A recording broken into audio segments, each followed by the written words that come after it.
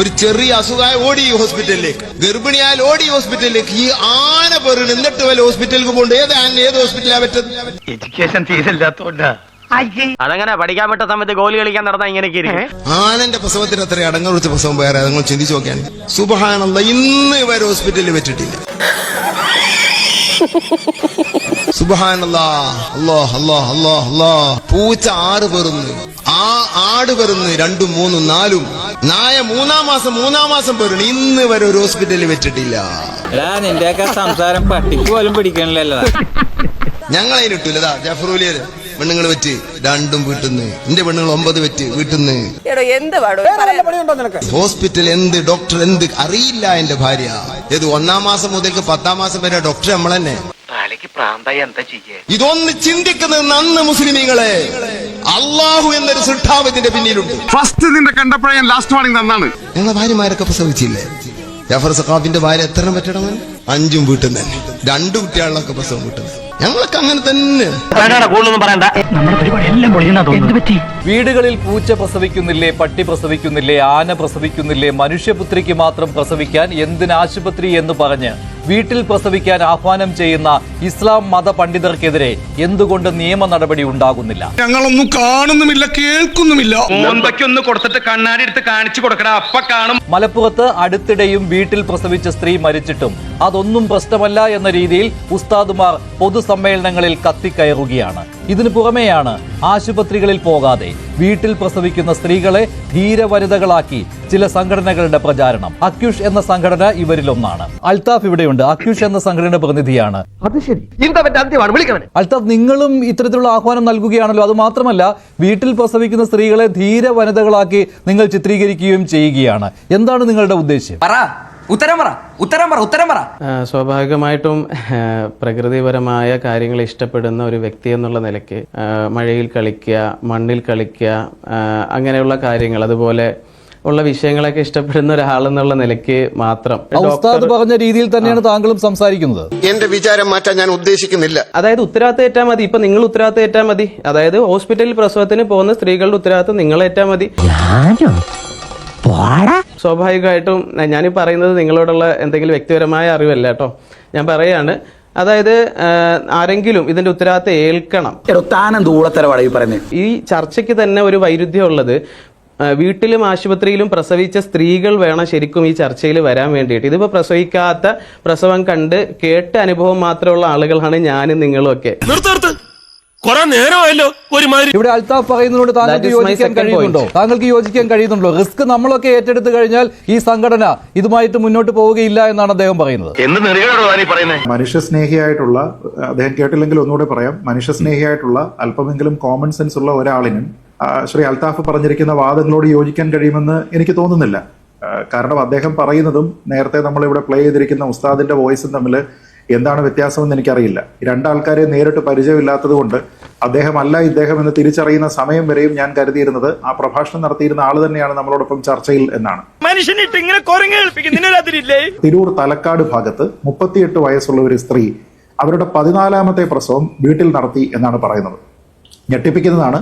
എന്നെ ഇതിൽ ഞെട്ടിപ്പിച്ചത് വീട്ടിൽ നടത്തിയിരിക്കുന്ന പ്രസവത്തിനെ പറ്റി അല്ല, 38 വയസ്സുള്ള ഒരു സ്ത്രീ 14 തവണ പ്രസവിച്ചു എന്നുള്ളതാണ്. ഇതൊക്കെ എന്ത് ആരോഗ്യപരമായിട്ടുള്ള ഒരു വിഷയത്തിനെ കുറിച്ച് അങ്ങനെയുള്ള ആൾക്കാർ അഭിപ്രായം പറയേണ്ട സ്ഥലത്താണ് മതപരമായിട്ടുള്ള വിഷയങ്ങളെ പറ്റി അഭിപ്രായം പറയുന്ന ആൾക്കാർ അതിനെക്കുറിച്ച് വ്യാഖ്യാനിക്കാനായിട്ടും ഇതിനെയൊക്കെ തന്നെ ന്യായീകരിക്കാനായിട്ടും ശ്രമിക്കുന്നത്. മനുഷ്യൻ ഇത്രയ്ക്ക് ചീപ്പാവരുത്. അതെ, അത് തന്നെ എനിക്കും പറയാനുള്ളത്. മനുഷ്യനാണല്ലേ ഇത്രയ്ക്ക് ചീപ്പാൻ പാടില്ല. ഇവിടെ നമ്മൾ കാണുന്ന കാഴ്ച ഞാൻ പറഞ്ഞ മാതിരി ഈ നോട്ട് ട്രൂ സ്കോട്ട്സ്മാൻ ഫാലസി, തള്ളുക, നമ്മളിൽപ്പെട്ടവനല്ല എന്ന് പറഞ്ഞ് അങ്ങ് ഒഴിവാക്കിയ പരിപാടി തീർന്നു എന്നുള്ളതാണ്. അസൂയപ്പെട്ടിട്ടൊന്നും കാര്യമില്ല, അതൊക്കെ എന്റെ നാക്കിന്റെ ബലവാ. അതിവിടെ നടപ്പാവില്ല. നിങ്ങൾ പറയണം, ഇദ്ദേഹം ഈ പറഞ്ഞ് പ്രസംഗിച്ചൊക്കെ നടക്കുന്നത് ഒരാളെ ഇവിടെ എടുത്തു വെച്ചേ ഉള്ളൂ, ഒരാൾ മാത്രമല്ല. ഇതുപോലത്തെ 100 കണക്കിന് ഉസ്താദുമാർ ഇവിടെ ഉള്ളപ്പോൾ ഇവർ പറഞ്ഞു നടക്കുന്നത് മതവേദികളിൽ മതത്തിന്റെ അടിസ്ഥാനത്തിൽ, ഹിജാബ് നിയമത്തിന്റെ അടിസ്ഥാനത്തിൽ, സ്ത്രീയും പുരുഷൻ കാണരുത് എന്ന നിയമത്തിന്റെ അടിസ്ഥാനത്തിൽ, സെഗ്രിഗേഷന്റെ അടിസ്ഥാനത്തിൽ പറഞ്ഞ ഹിജാബ് നിയമത്തെ അധികരിച്ചുകൊണ്ട് കാര്യങ്ങൾ പറയുമ്പോൾ അതിൽ നിങ്ങൾ ഹോസ്പിറ്റലിലേക്ക് പോകണ്ട എന്ന് മാത്രം ഇസ്ലാം പറയുന്നില്ല എന്ന് പറഞ്ഞ് നിങ്ങൾ ആളെ പറ്റിക്കുന്ന പരിപാടി ചെയ്യരുത്. അങ്ങനെയല്ലല്ലോ നമ്മൾ പറഞ്ഞത്. ഹോസ്പിറ്റലിലേക്ക് പോകുന്നത് ഇസ്ലാം പറയുന്നുണ്ടെന്നല്ല പറഞ്ഞത്. നിങ്ങൾ ഈ ഗിൽറ്റ് കോംപ്ലക്സ് ഉണ്ടാക്കുന്നു, ഈ സ്ത്രീ പുരുഷ വേർതിരിവ് വെച്ചുകൊണ്ട് നടത്തുന്ന വളർത്തുന്ന ഈ ഗിൽറ്റ് കോംപ്ലക്സ് അത് അവസാനിപ്പിക്കണം. ഇതാണ് നമ്മൾ പറഞ്ഞത്. അത് സ്റ്റേജിൽ നിന്നും പെൺകുട്ടി ഇറക്കുന്നത് മുതൽ തുടങ്ങി അവരെ കൊണ്ട് ഈ മൂടുപടം ഈ ചാക്കിൽ കയറ്റുന്നത് അടക്കം എല്ലാ കാര്യവും അവിടെ നമ്മൾ പറയേണ്ടതായിട്ട് വരും. അതിന്റെ ബാക്കിയാണ് ഇത് എന്നാണ് നമ്മൾ പറയുന്നത്. വെറുതെ ക്ലാഷ് ഉണ്ടാക്കരുത്. ഞാൻ എൻ്റെ ഒരു സന്തോഷം, ഞാൻ പറഞ്ഞല്ലോ പ്രകൃതിപരമായ വിഷയത്തിൽ എനിക്കൊരു സന്തോഷമുണ്ട്. അപ്പോൾ ഒരാൾ ഹിമാലയത്തിൽ കയറിയിട്ട് വന്നാൽ നമ്മളിവിടെ ആദരവ് കൊടുക്കാറുണ്ട്. അതിനർത്ഥം എല്ലാവരും ഹിമാലയത്തിൽ പോകണം എന്നല്ല. ഒരു കൈയും കാലും കെട്ടിയിട്ട് ഇവിടെ പുഴ നീന്തുന്ന ആളുകൾക്ക് അവാർഡ് കൊടുക്കാറുണ്ട്. അതിനർത്ഥം എല്ലാവരും പുഴയെ ചാടണമെന്നല്ല. അതുകൊണ്ട് ഇത് പ്രോത്സാഹനമല്ല ഒരിക്കലും. മനസ്സിലായി. എല്ലാ സ്ത്രീകളോടും പറയാനുള്ളത് നിങ്ങളുടെ അവകാശമാണ്, നിങ്ങളാണ് സേഫ് സോൺ, നിങ്ങളാണ് നോക്കേണ്ടത്. അവരുടെ അവകാശത്തെ വകവെച്ച് കൊടുക്കുക എന്നുള്ളത് മാത്രമേ ഉള്ളൂ ഒരു പൗരന്റെ പണി. ഇനി അതല്ല, അവരെ വീട്ടിലേക്ക് ആരെങ്കിലും നിർബന്ധിച്ചാൽ അതിന്റെ ഉത്തരവാദിത്തം അവനേക്കണം. ഹോസ്പിറ്റലിൽ നിർബന്ധിച്ചാൽ അതിന്റെ ഉത്തരവാദിത്തം അവനേക്കണം. കാരണം ഇവിടെ എല്ലാ മനുഷ്യർക്കും പറഞ്ഞു നീന്തുന്ന കാര്യവും ഹിമാലയം കയറുന്ന കാര്യവും, ഹിമാലയം കയറുന്നവന്റെ റിസ്ക് അസസ് ചെയ്തിട്ടേ അവനെ ഹിമാലയം കയറ്റാൻ വിടുള്ളൂ. ഈ പുഴ നീന്താൻ വേണ്ടി അനുവദിക്കുന്നവനെ റിസ്ക് അസസ് ചെയ്തിട്ടേ അവിടെ അതിന് അനുവദിക്കുള്ളൂ. നിങ്ങൾ അവാർഡ് കൊടുത്ത ആ സ്ത്രീകളിൽ എത്ര പേരുടെ പ്രഗ്നൻസി ഡെലിവറി ടൈമിൽ നിങ്ങൾ റിസ്ക് അനാലിസിസ് നടത്തിയിട്ടാണ് അതിന് വിട്ടത്? അതൊന്ന് പറയൂ. അത്രയും ആളുകളിൽ എത്ര പേരുടെ നിങ്ങൾ റിസ്ക് അസസ് ചെയ്തിട്ടുണ്ട്? അത് ഞാൻ കൃത്യമായിട്ട് ഞാനൊരു മറുപടി പറയാം. അതായത് പറഞ്ഞോളൂ. എന്താണ് ധൈര്യമായിട്ട് പറഞ്ഞത്? വീട്ടിൽ പ്രസവിക്കാനും ഹോസ്പിറ്റലിൽ പ്രസവിക്കാനും പ്രൊമോട്ടർ അല്ലാന്നും പ്രൊമോട്ട് ചെയ്യാൻ പാടില്ല എന്നും പറഞ്ഞുകൊണ്ടിരിക്കുന്ന ആളാണ് ഞാൻ. ഞാൻ പറയുന്നത് ഈ സ്ത്രീകളാണ് ഇനി സംസാരിക്കേണ്ടത്. എന്തുകൊണ്ട് നിങ്ങൾക്ക് ആശുപത്രിയിലുള്ള പ്രശ്നം എന്താണ്?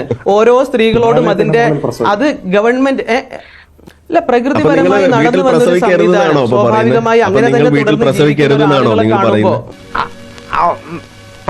പറഞ്ഞിട്ടില്ല. ഒരു സ്ത്രീയുടെ അവരുടെ ശരീരം അവരുടെ പ്രൈവസിയുടെ വിഷയത്തിൽ ഞാൻ എങ്ങനെ ഇന്ററപ്റ്റ് ചെയ്യുന്നത്? എന്റെ ഭാര്യയുടെ വിഷയത്തിൽ പോലും എനിക്ക് തീരുമാനം എടുക്കാൻ പറ്റൂല. മുസ്ലിങ്ങളാണ് കൂടുതൽ പ്രസവിക്കുന്നൊരു ചർച്ച വരുന്നുണ്ട്. എന്തുകൊണ്ടാണ് അത് സംഭവിക്കുന്നത്? പലപ്പോഴും ഈ മറ്റു മതത്തിലുള്ള സ്ത്രീകളോട് അവരും കൂടുതൽ പ്രസവിക്കട്ടെ, കൂടുതൽ ജനസംഖ്യ ഇവിടെ വരട്ടെ, എല്ലാ മനുഷ്യരും സന്തോഷിക്കട്ടെ എന്നാണ് ഞാൻ ആഗ്രഹിക്കുന്നത്. കൊണ്ട് ഉദ്ദേശിക്കുന്നത് എന്താണ്? അക്യുപങ്ചർ ആണോ? അതാണോ? അക്യുപങ്ചറുമായി ബന്ധപ്പെട്ട വേറൊരു ടീമാണ്. അതുമായിട്ട് ഈ പ്രസവത്തിന് യാതൊരു ബന്ധമില്ല. ഞാൻ എന്റെ വ്യക്തിപരമായ ഒരു ആഗ്രഹം അവരുടെ ഒരു പ്രോഗ്രാമിന്റെ ഇടയിൽ ഞാൻ ചെയ്തു. എന്റെ യൂട്യൂബ് ചാനൽ സ്പ്രെഡ് ചെയ്തുകൊണ്ടാണ് അതിങ്ങനെ ചർച്ചയായിട്ട് വന്നത്. അപ്പൊ എനിക്ക് ഈ വിഷയത്തിൽ പറയാനുള്ളത്, സ്ത്രീകളോട് നിങ്ങൾ തന്നെ ഈ ന്യൂസ് 18 ഞാൻ പ്രത്യേകം അഭിനന്ദിക്കുകയാണ്. കാരണം ഇന്നലെ മുതൽ ഇതിന്റെ ചർച്ചകൾ വളരെ മനോഹരമായ റൂട്ടിലാണ് നിങ്ങൾ കൊണ്ടുപോകുന്നത്. നീ അങ്ങനെ സുഖിപ്പിച്ച് പുകഴ്ത്തി സോപ്പിടൊന്നും വേണ്ട. അൽത്താഫ് ഇപ്പോൾ ഒരു ദൃശ്യം കാണിച്ചിരുന്നു, അതിനകത്ത് അൽത്താഫിനെയും കാണാം. അതെന്താണ് യഥാർത്ഥത്തിൽ? ഇതുകൊണ്ട് അൽത്താഫ് സെഷന് ശേഷം അവരോട് അഭിനന്ദനം അറിയിച്ചുകൊണ്ട് ബിൻസിറ മാഡം സംസാരിക്കുന്നതായിരിക്കും. എന്തിനാണ് അഭിനന്ദിക്കുന്നത്? വീട്ടിൽ പ്രസവിച്ചു, ഉമ്മയ്ക്കും കുട്ടിക്കും കുഴപ്പമില്ലാത്ത കണ്ടീഷനിൽ ഒരു അധികം കൂട്ട ആളുകളെ കണ്ടപ്പോൾ എന്റെ സന്തോഷം ഞാൻ അവരോട് പ്രകടിപ്പിച്ചു. ഞാൻ അവരെ അഭിനന്ദിച്ചു. ഗണേഷ് കുമാർ KSRTCയിൽ പ്രസവിച്ച ആ ലേഡിയെ പ്രശംസിച്ചതുപോലെ, അവർക്ക് ഗിഫ്റ്റുമായി വന്നത് നിങ്ങൾ മീഡിയ അടക്കം പ്രൊമോട്ട് ചെയ്തതുപോലെ. അപ്പൊ നിങ്ങൾ മീഡിയ അത് പ്രൊമോട്ട് ചെയ്തത് എല്ലാവർക്കും ഉള്ള മെസ്സേജ് ആയിരുന്നോ? അതുപോലെ ഇതിനെയും എന്നെ കഷ്ടല്ലേ, കോമൺ സെൻസ് ഇല്ലാത്തതിന്റെ കുഴപ്പേ. അല്ലെങ്കിൽ ബുദ്ധി പറഞ്ഞു കൊടുക്കാൻ അവൻ ആരെങ്കിലും വേണ്ടേ? അൽത്താഫ്, ഒരു ചോദ്യം. അല്പം മുമ്പ് അങ്ങ് തന്നെയാണ് പറഞ്ഞത് വീട്ടിലെ പ്രസവത്തിനെയും ആശുപത്രിയിലെ പ്രസവത്തിനെയും അങ്ങ് പ്രൊമോട്ട് ചെയ്യുന്നില്ല എന്ന്.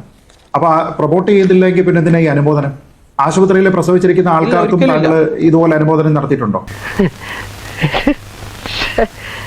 അല്ല, ഇപ്പൊ കാളവണ്ടിയിൽ ആളുകൾ യാത്ര ചെയ്യുന്നുണ്ട്. അല്ല, നിങ്ങൾ പറഞ്ഞു ശാസ്ത്രം വളർന്നപ്പോ കാറിൽ യാത്ര ചെയ്യലാണ് സൗകര്യം എന്ന് പറഞ്ഞ് കാളവണ്ടിയിൽ ഒരാൾ കൗതുകത്തിൽ യാത്ര ചെയ്യുന്ന കണ്ട എനിക്ക് പ്രശംസിക്കാൻ തോന്നിയാലും ഞാൻ പ്രശംസിക്കും.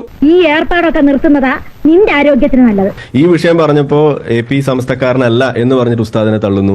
ഇവരാരും ഇങ്ങനെ ചെയ്യാറില്ല എന്ന് പറയുന്നു. അപ്പൊ എന്റെ ഒരു സംശയം, AP ഉസ്താദ് ഈ അടുത്തൊരു സ്റ്റേറ്റ്മെന്റ് നടത്തി. അത് ഡയാലിസിസ് ചെയ്യുന്നത് സംബന്ധിച്ചിട്ടൊരു സംഭാഷണം നടക്കുമ്പോൾ ഓനോട് ഇനി ഡയാലിസിസ് ഒന്നും ചെയ്യേണ്ടെന്ന് പറഞ്ഞേക്ക് അവിടെ മടവൂരിന്റെ എന്തോ ഒരു സാധനം ചെയ്താൽ മതി എന്ന് പറഞ്ഞിട്ട് ഉപദേശിക്കുന്ന AP ഉസ്താദിനെയാണ് നമ്മൾ ഇവിടെ കണ്ടത്. AP ഉസ്താദ് സമസ്തക്കാരനാണോ അതോ അദ്ദേഹത്തെയും തള്ളോ? അത് ഉത്തരം പറ. അത് ഇപ്പോ നേരത്തെ നിങ്ങൾ പ്ലേ ചെയ്ത ആ ദൃശ്യത്തിലെ ഉസ്താദിനെ സംബന്ധിച്ച് ഇവിടെ ഞാൻ പറഞ്ഞത് അല്ല, ആ ഉസ്താദിനെ നിങ്ങൾ തള്ളിയല്ലോ. ഔദ്യോഗിക ഭാരവാഹി അല്ലാന്ന് പറഞ്ഞു. AP ഉസ്താദും ഇതേപോലെ ഒരു സ്റ്റേറ്റ്മെന്റ് നടത്തി ഡയാലിസിസ് സംബന്ധിച്ച്. ആളല്ല എന്നാണ് അതിനെ സംബന്ധിച്ച് പറഞ്ഞത്. യാതൊരു ഔദ്യോഗിക ചുമതലയിലുള്ള ആളല്ല എന്നാണ്. അതല്ല ഇവിടെ ചോദിച്ചു മറുപടി പറ. AP ഉസ്താദ് ഡയാലിസിസ് ഒന്നും ചെയ്യണ്ട എന്ന് പറയുന്ന ഒരു വീഡിയോയും ഇവിടെ കറങ്ങി നടപ്പുണ്ട്. നിങ്ങളൊന്ന് ആലോചിച്ച് നോക്കൂ ആ വീഡിയോ. ഇപ്പൊ ഉസ്താദിനെ സംബന്ധിച്ചിടത്തോളം ഈ അടുത്ത് ഉസ്താദ് തള്ളുമോ ഇല്ലേ? തള്ളണ്ടേ? നിങ്ങൾ പറഞ്ഞ അതേ മാനദണ്ഡം വെച്ചിട്ടാണെങ്കിൽ ചെയ്ത വ്യക്തിയാണ്.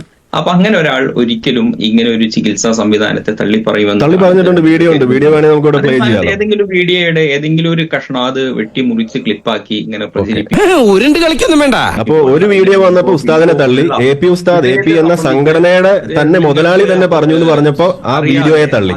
ഇതാണ് നിങ്ങളുടെ കുഴപ്പം. എന്തിനാ ഈ എടുത്താ പൊങ്ങാത്ത പണിക്ക് നിൽക്കുന്നതാണ് നമ്മൾ ചോദിക്കുന്നത്. ഓക്കെ, നിങ്ങൾക്ക് പറ്റുന്ന പണിക്ക് നിന്നാ പോരെന്നാ നമ്മൾ ചോദിക്കുന്നത്. ഉസ്താദ് പറയുകയോ പ്രവർത്തിക്കുകയോ ചെയ്യുന്നില്ല. നിങ്ങൾ വീഡിയോ തള്ളാണെങ്കിൽ രണ്ടിലും വീഡിയോ തള്ളാം, ഉസ്താദുമാരെ തള്ളാണെങ്കിൽ രണ്ടിലും ഉസ്താദിനെ തള്ളണം. അല്ലാതെ നിങ്ങൾക്ക് സൗകര്യമുള്ളത് തരാതരം പോലെ ഇവിടെ നമുക്ക് ഉസ്താദിനെ തള്ളാം, അവിടെ നമുക്ക് വീഡിയോ തള്ളാം. ആ പരിപാടി ഇവിടെ ചെലവാവില്ല പൊന്നുസ്താദ്. ഓക്കെ, ഏതായാലും നിങ്ങൾ നേരത്തെ തന്നെ തൊപ്പിയിട്ടുകൊണ്ട് സമാധാനം. നീ നോക്കിക്കോളാ, ഇനി ഒരു നിമിഷം ഞാൻ ഇവിടെ നിൽക്കത്തില്ല. छाती से